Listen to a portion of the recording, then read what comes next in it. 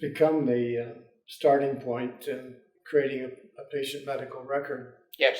And perhaps you just elaborate on how, from a pioneering basis almost, that we've been able to introduce the electronic medical record based initially on the lab information on each patient.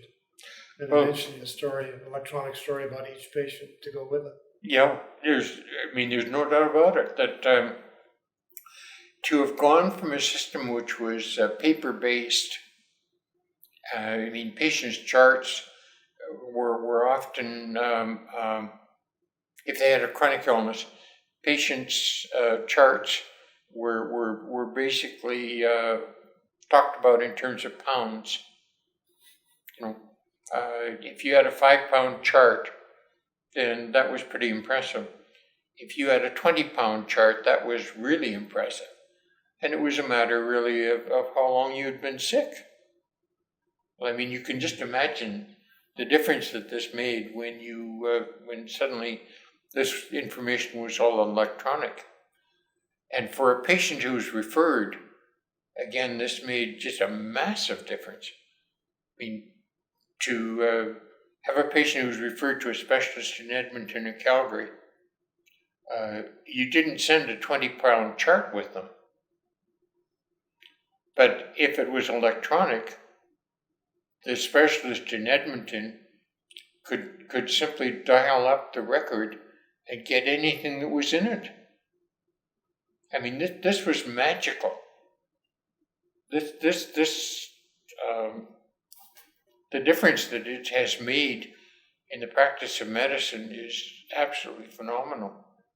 And of course, the amount of information which is now being captured and utilized in patients is much, much greater than it used to be.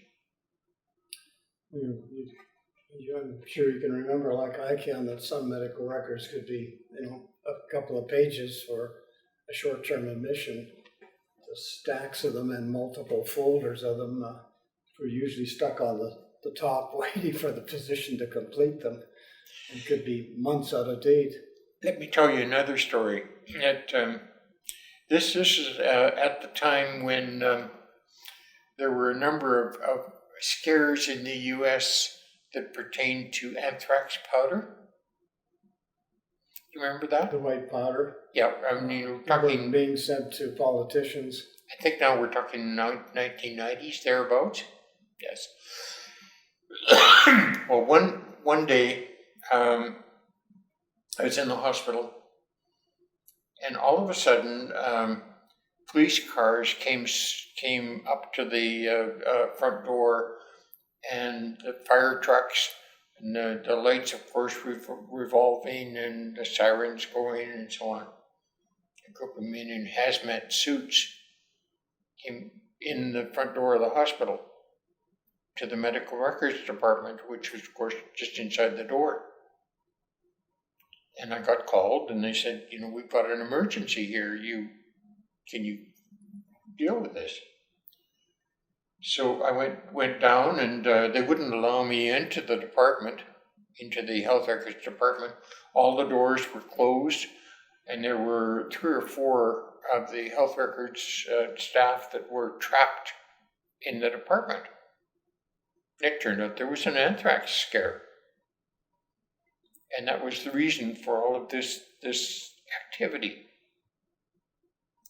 And the story that evolved was that one of the staff members had gone to retrieve a chart in a back corner of the health records department, and they found that this chart was covered in this white dust. And they really didn't know what it was, but the potential, of course, was that we had anthrax powder here in Red Deer. So they phoned somebody, and they phoned somebody, and before you know it, you've got the firemen in hazmat suits, and all the doors are locked. Well, by the time we got this, as it turned out, what ended up happening was that the staff, and again, we're talking predominantly young ladies,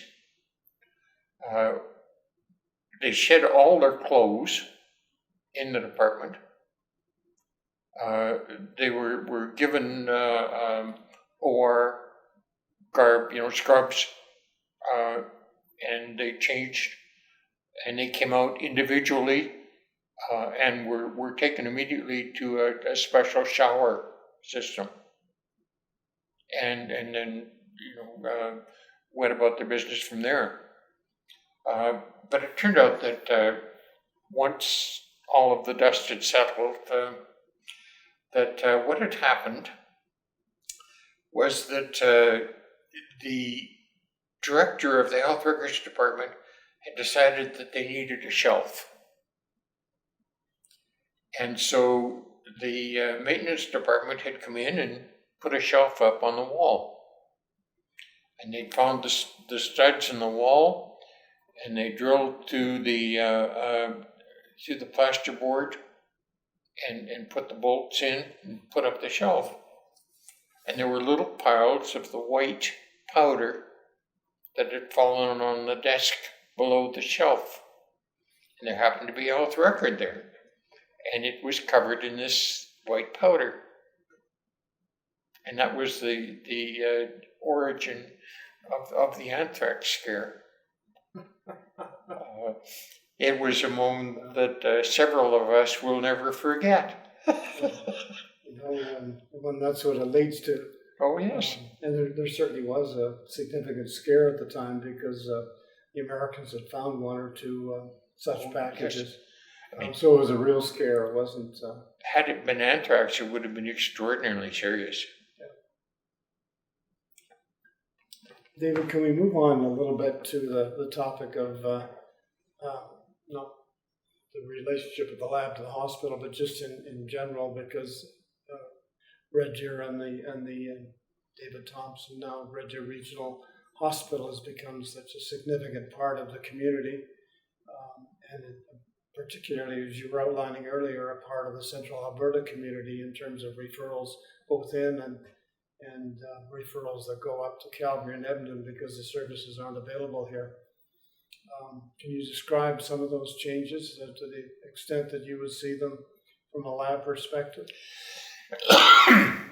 Well, they've been massive in there, and they involve every single area of laboratory service. I mean, just to take one example is telehealth. At this point in time, there are services in every individual small community around where people can go in and, using a video system that's sophisticated and remarkable in its capabilities, can connect people to specialists here in Red Deer or to in Edmonton and Calgary. So, for example, for geriatric services, if you're dealing with an elderly person who is having difficulty in coping, and they need access to that type of a specialist, they can avoid travel to a major center by simply going into their local community hospital. So that would be one example. And modern telehealth, again, can connect you to anywhere in the world. It's like a form of Zoom.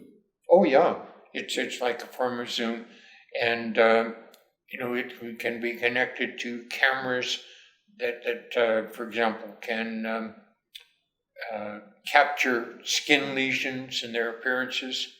So dermatologists can make diagnoses at distance. In emergency circumstances, the situations can be assessed by experts who are distant. And one specialist commented one time, he said, I can do anything for a patient now at distance except to smell them. The only thing you couldn't do. one of the ironies to me, because sometimes it takes a while for these changes to get interwoven into common practice, but one of the benefits of the latest COVID outbreak is there's so much more and better access to physicians, because you can now, with the change in the codes and billing codes and so on, you can now talk to a patient over the phone. Yeah. And whereas in the past that was a non-billable expense, you had to see them personally. Well, that's true. It really has expedited so much. And communication problem. In this day and age, I think one of the kind of unsung but extremely important changes is that people are empowered to do a great deal more for themselves. I think, for example, that if you were a diabetic or you had lupus or virtually any chronic illness 10 or 20 years ago, you were almost totally dependent for information and understanding on the management of your disease on physicians and highly trained nurses and other staff. Today, there's a lot of misinformation, unfortunately, but there's also a lot of very good quality information. So, for example, you can go to the Mayo Clinic's website and you can get a wealth of information. You can get assistance in dietary management of your diabetes, which is extremely sophisticated and helpful at distance. Anybody who's got virtually any chronic disease today is a part of a much larger community, and it makes it possible to do things for yourself, to manage your own illness for yourself or a family member that you couldn't begin to do 10 years ago. And I think that's one of the huge changes that's occurred. There's certainly the challenge of segregating accurate from inaccurate information. If you're looking it up online, and the importance of authoritative and respected sources. Again, I think that's the key right there, is that you've got to be very skeptical and vigilant in terms of the sources that you go to. And again, if you go to the American CDC has had its ups and downs recently, but traditionally this was a major source.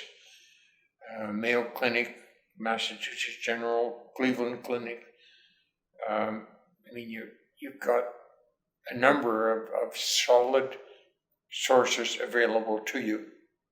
Practically every illness that matters, from hemophilia through to arthritis, will have bona fide authoritative organizations behind them that will provide you with quality information. And there's no reason why we shouldn't be using that. To pay attention to any YouTube video that you can find or any source anywhere on the internet is folly. The likelihood that you will be misled is huge. But if you go to authoritative sources, you can get some good information. Mm-hmm. And it's free. And so many patients do, and helpfully they come into the office having done that. Yeah. So that you can start off at a different plane in discussing their problem with them. Yeah. It's slowly worked its way into medicine, but what I found with two sons who both graduated in emergency medicine, their ability to use, communicate, study, analyze using the computer is dramatically, I won't say better than mine, because when you and I went through, there weren't even computers. Well, I went to a small rural school, and along about grade 6 or 7, somewhere in there, the Department of Education had the bright idea that students should have electives. They should have choices. And of course, it took some time for the teaching staff in the school to have the ability to be able to provide a variety of courses. So in my small village school, which was in Brant, Alberta, we, at grade 7s, had to choose 3 courses from a list of 3. So we had 3 electives. Gosh, this was wonderful. Choice, you gotta love it. And it turned out that one of the courses was typing. And it was taught by one of the teachers who was herself a very excellent typist. And somewhere along the way, she'd learned this. So she taught us typing. Well, you're talking farm boys. We had not the slightest interest in typing. We could not think of anything that was going to be less useful to us in operating a combine than knowing how to type. This was a waste of time. However, you had to take the course, and if you failed it, you had to take it again. And again and again until you passed it. It was that simple. Well, it turned out that the typing class was held in a relatively small kind of makeshift room. It was an afterthought. And it happened to be along one of the main corridors of the hospital. And it had great big windows to this corridor. And you had these little old clunky typewriters. And the way that you were taught to touch type was that you had to take the dust cover off of the typewriter and put it over your head. So you sat there in front of the typewriter, right adjacent to this major window where all of your classmates from all of the other classes would watch you. And you sat there with the dust cover over your head, typing, while this teacher dictated. It was an absolute nightmare for a young boy. And we hated it, with a capital H. And for myself and my classmates, there was one thing which we were determined in this life, and that was that we were going to pass this damned course. We were going to take typing once. That was it. And I did. But the result of this was that when I got to university, I could touch type. A lot of the fortunate kids around me who had been, come from Edmonton, Calgary, etc., and they had electives. I mean, they could take Latin, for God's sake. They didn't have to take typing. They couldn't type. I could type. And of course, when the computer age came, it turned out that this hard-won capability was golden. I mean, who would have ever guessed? Who would have ever imagined that it would turn out that this was such a gift? It really was, especially as the computer age evolved and was based on, and still is, on typing in some form or fashion. I learned how to type on my parents' typewriter down at the office as a compliment to taking that course. And I well remember the one lady in the class who could type faster than I could. I could never catch her or catch up to her. But your comment that you came from Brant reminds me of a high school story in Red Deer. At that time, the only people in the parking lot who had cars, of course, were teachers, but there was an exception. there was a student by the name of Hammy Hamilton from a farm near Brant, and he was the only student who had a beautiful new Mercury. Ah, yes, yes. And one of the, and I don't know why you remember these things, but obviously part of it's out of envy, because Red Deer became a very central location for out-of-town students, because Yes. it was on the semester system and you could take a course in 3 months. But Hamilton had this car, beautiful, brand new car, and one time as we came out of the school, we saw him revving it up to see how fast it would go on the snow, which was thick enough that he could at least spin it. And I think he was rather proud of the fact that he got up to 80 miles an hour, but it wouldn't go. And finally, when somebody a little more adroit than me kind of walked around the car and discovered he had a flat tire, it wasn't going to go anyway. But we were all envious about the student who had a car of his own. He lived on a farm that would be maybe 4 miles from my father's farm. And I didn't know him well, but I did know him a bit. And he taught me one of life's most valuable lessons. It turned out that when I was leaving the farm to go to the university in Edmonton, my mother, my sainted mother, said to me that you should talk to him, because by that time he'd been to university. He's been there for a year or two. He'll know the ropes. He knows the way around. He'll tell you a thing or two. So when I got to the university as fresh out of high school, knowing nothing about practically anything, I looked him up. And I said, do you have some advice for me as to how to conduct myself here at the university? He said, yeah. He said, I've got a piece of advice for you. He said, don't date the nursing students. And you married one. And I said, why not? I said, there's some very beautiful young women that are in the nursing program. I've already got my eye on one. And I said, I can't imagine why not. And he's a very matter-of-fact man. He said, you can't afford it. He said, they work like dogs. He said, and they're not very well fed. He said, you're going to go out on a date with them. He said, you'll go to a movie or whatever. He said, and afterwards, he said, you'll say, why don't we stop at a restaurant and we can have a cup of coffee and a piece of pie? He said, you won't get away with that. He said, they're going to want a 3-course meal at least. He said, probably with extra helpings. He said, you can't afford it. He said, don't date the nursing students.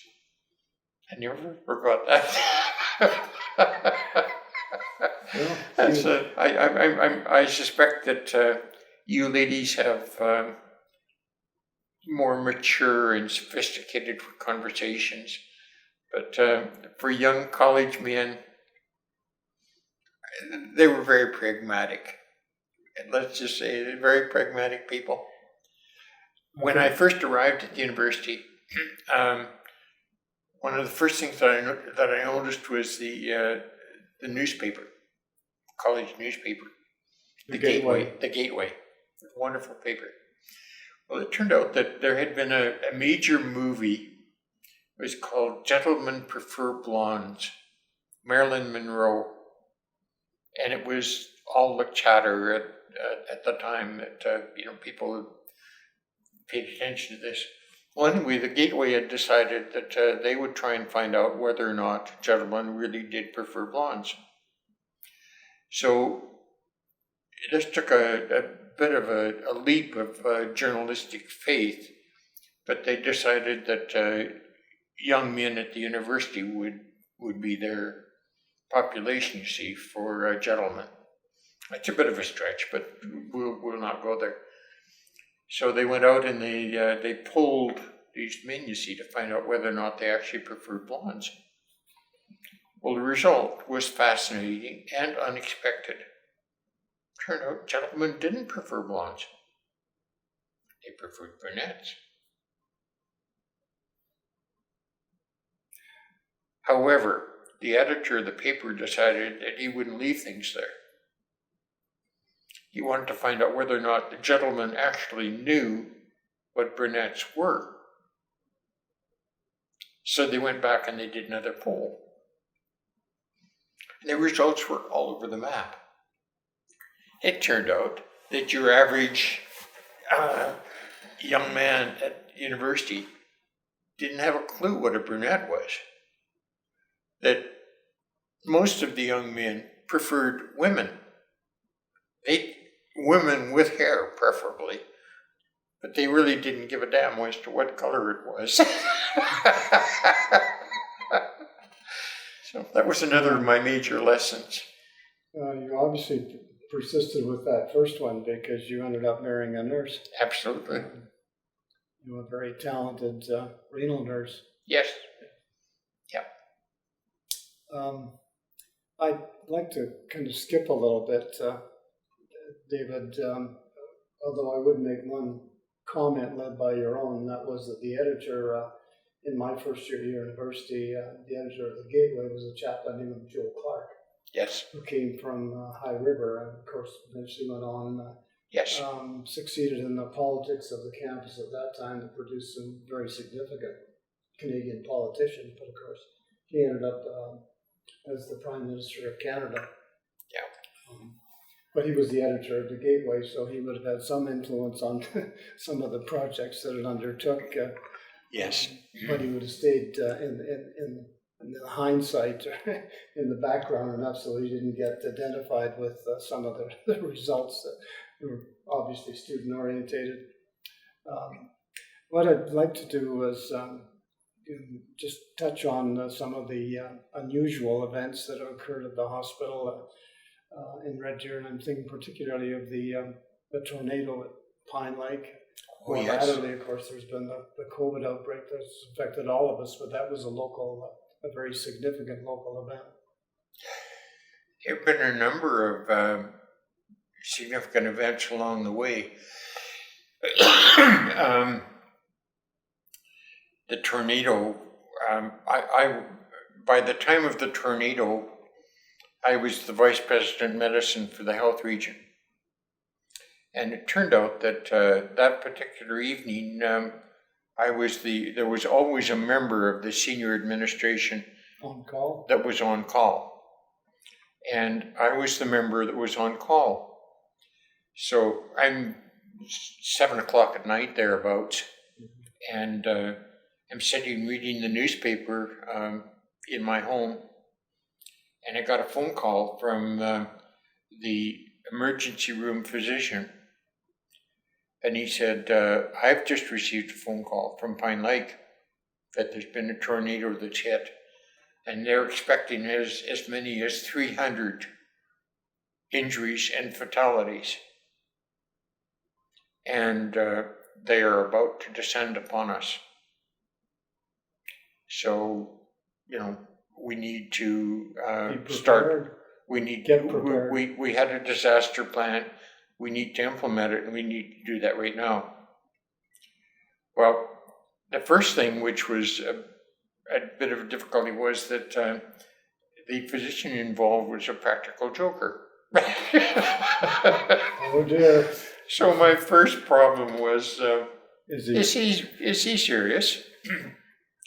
It didn't take long to realize that, yeah, he was plumb serious. There's no question about that.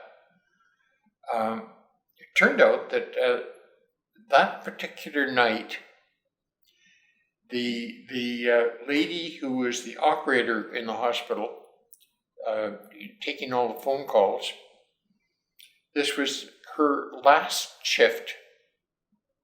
She was a 30-year employee at the hospital, and her last night was the night of the tornado. You can just imagine. In addition to that, the first ambulance, the first call that came from Pine Lake, was to a specific site at the trailer court. And there wasn't a lot of information.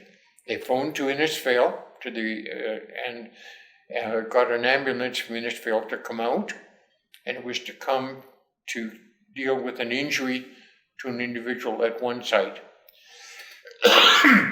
The individual who was responsible for that ambulance service that night was his first night in charge. So that was one kind of interesting little trivial note about this to begin with. Anyway, it turned out the ambulance arrived, and they couldn't believe it. I mean, it was just amazing. The ditches were filled with hailstones. There'd been this torrential rain. Trees, massive trees, were broken like they were matchsticks. The carnage was unbelievable. I mean, Especially in that trailer park. There were trailers that were spewed all over the landscape and down and into the lake. So, I mean, they are, this ambulance with two guys in it, two paramedics arrive in this situation. Yeah. So they radio back, you see, and they say, we need more ambulances. And this young fellow who's supervising the ambulance service said, well, it's a busy night. He said, I can maybe send you one more, but that's all I can do. And the guys in the ambulance said, you just don't understand what we're telling you. Something has happened here. And this is big. We're not talking one ambulance here. And of course, the whole situation just mushroomed in no time flat. And we had the Canadian military had set up a military hospital just outside of the city almost instantaneously. We had outside Red Deer? Outside Red Deer, yeah. We had STARS ambulance from Edmonton and Calgary that were sending helicopters instantaneously in huge numbers. It turned out that particular night there was at the Westerner, there was a gospel singing group that had come. And the result was that there were nurses and doctors and other people from all over central Alberta were at the Westerner.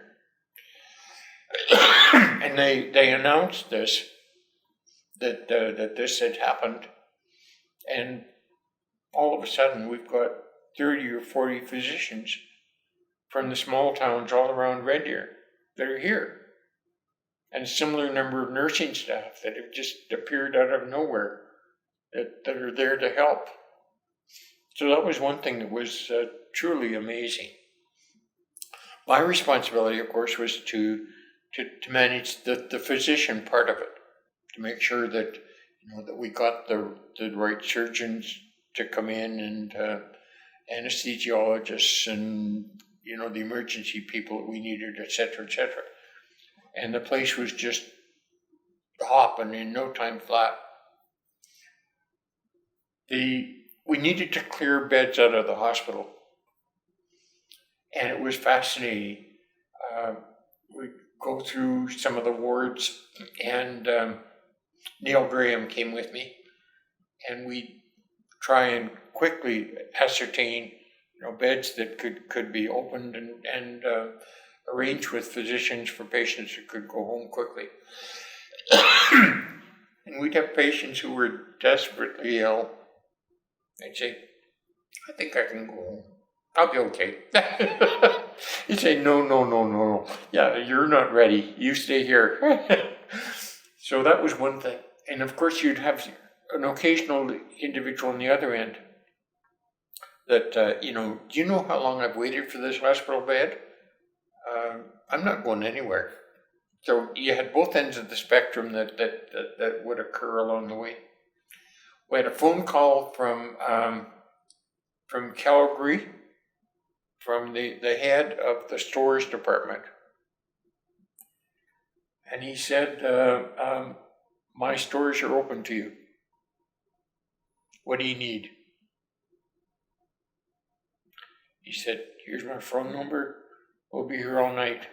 Were these medical supplies? Yeah. Or? It's basically, the Calgary region stores were open to us. Oh, generous. I was, again, so touched at this. We needed chest tubes. He got us chest tubes, and all that we could want, and very quickly. There were so many things that happened that night. It was one of the pizza places in town. The proprietor had originally come from somewhere in the Mississippi Valley, and the community that he had come from, apparently every spring they flooded. And he knew that one of the things that happened was that the hospital staff didn't eat. They'd have hours and hours with an emergency where they were focused on the emergency. Nobody got any food. So he sent us a van filled with pizza. We had every kind of pizza you can imagine. And we had stacks and stacks of it. Every back room, everywhere, was filled with boxes of pizza. It was phenomenal. We had a phone call from Sweden.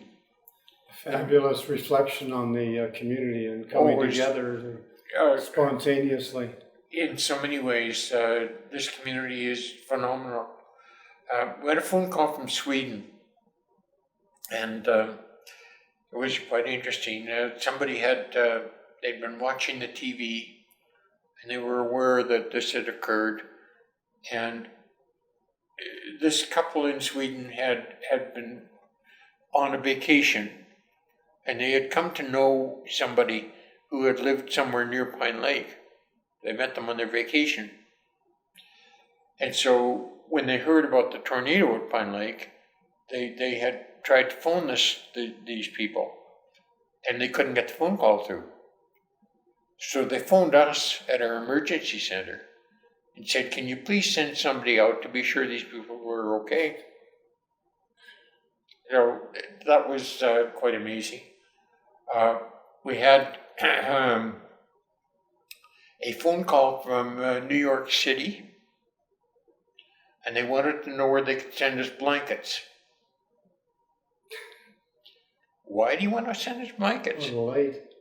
Well, it turned out that, again, they'd been watching the TV, and the TV report had noted that the temperature at Pine Lake was 35 degrees or something like that. Fahrenheit. So they, of course, thought that this meant Fahrenheit. And so the people in New York thought this was Fahrenheit. So as a result, they wanted to send us blankets. It was a surreal time. A tornado was an experience unlike any other. We had one instance, too, that I should quickly tell you about. We had a young adult that had sustained lethal injuries, chest injuries, as I recall, and head injuries, and was essentially dead, dying on a ventilator. And they were in the emergency department. At the same time, we had a number of other people who had been brought in who had been injured from this. And one of the physicians came to me and he said, we have an ethical problem. He said, we have this patient who is brain dead, who is a potential transplant source. The family have provided permission and so on for multiple organs, 2 kidneys, lungs, heart, Corneas. corneas, etc. So multiple tissues that could be available on a life-threatening basis for a number of potential recipients. But in order for these organs to be harvested, this patient needs to go by helicopter to Edmonton. At the same time, we've got other people who have injuries which need Treatment. the same level of care. We've got 1 helicopter. Who do we send? And we need to know now. So what happened? A second helicopter came.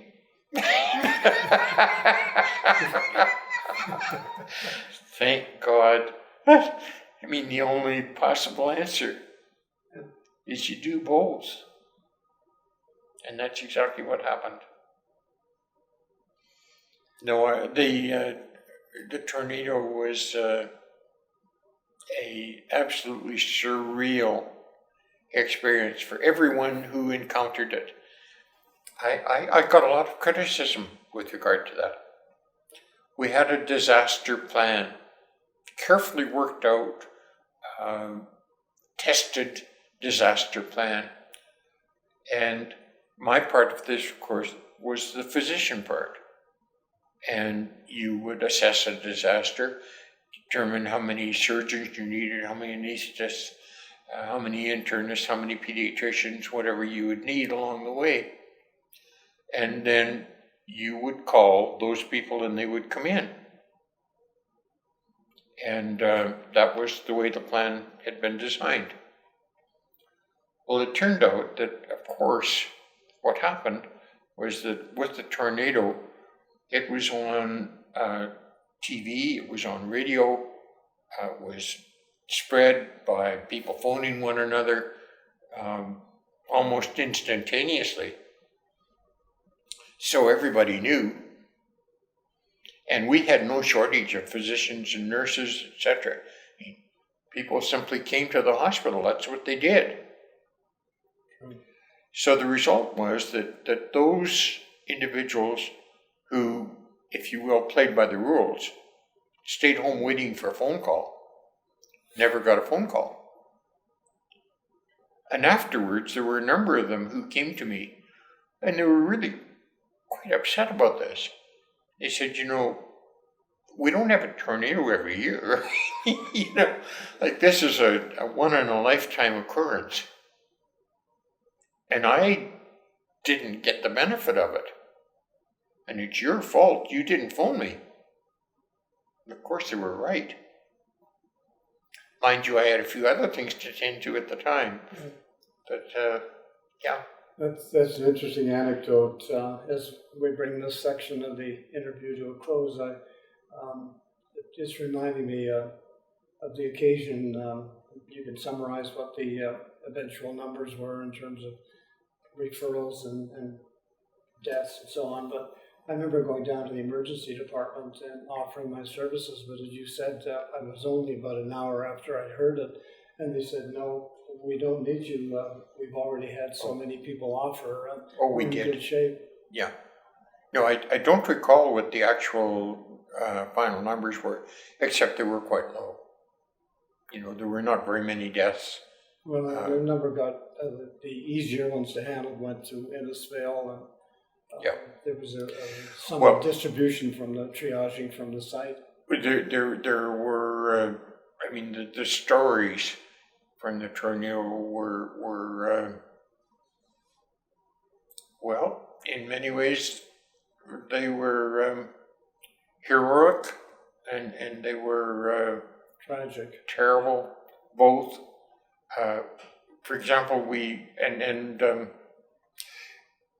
We we had a baby that was brought in, a young baby, a couple of weeks old maybe,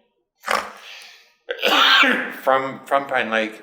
Somebody simply found a baby, was brought in by ambulance, and of course was taken up to the nursery and was cared for.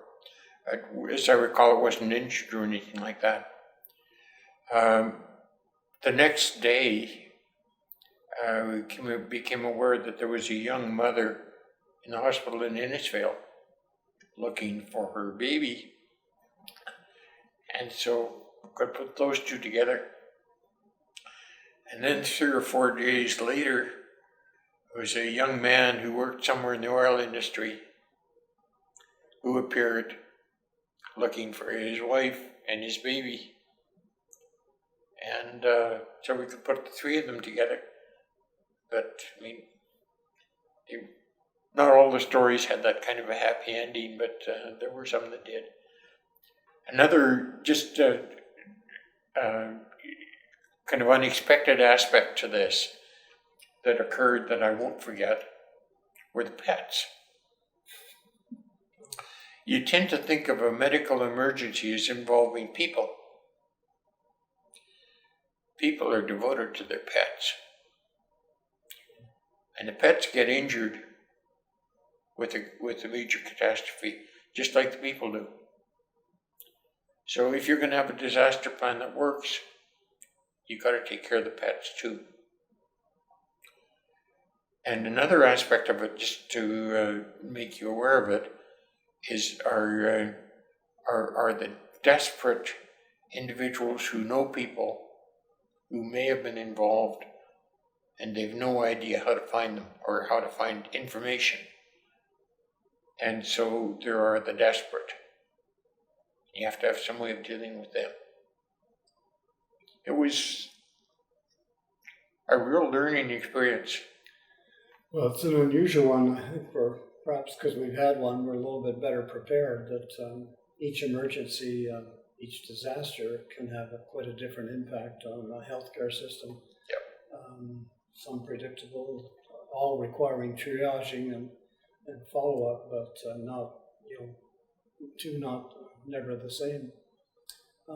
David, given the delightful conversation that this has become, and some of our other commitments, and I'm perhaps concerned about how long your cameras will last. I wonder if we could extend this into a second session, if that's all right. Sure.